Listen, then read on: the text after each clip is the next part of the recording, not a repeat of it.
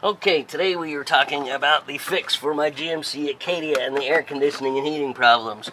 It is this filter that shows airflow indicator, and the in-cabin air filter is inside the dash behind the glove box. And it's pretty quick to pull out and put back in once you remove the glove box.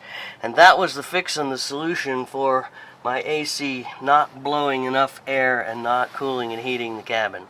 So check the link below, get a new air filter, change it yourself for about 18 bucks versus the 300 it cost me to go get the AC recharged and buy a new filter for 35 and have them install it at an AC place. Okay, so to remove the glove box, you reach in here and there's these tabs and you turn them about a quarter turn either way, and then once you turn it about a quarter turn, they just pull out and they install such that the angled part and the big rubber section is in the front. And there's one on each side, and that allows the glove box to come down and you pull it out like that. So now what we're trying to get to is the in-cabin air filter, which is right under here.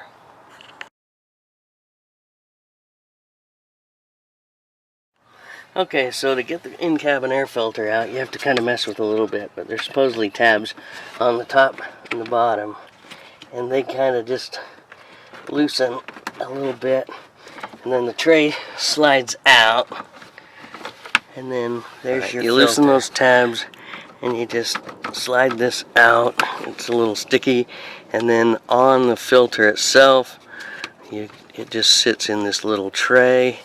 And there's an airflow indicator that shows the airflow goes down.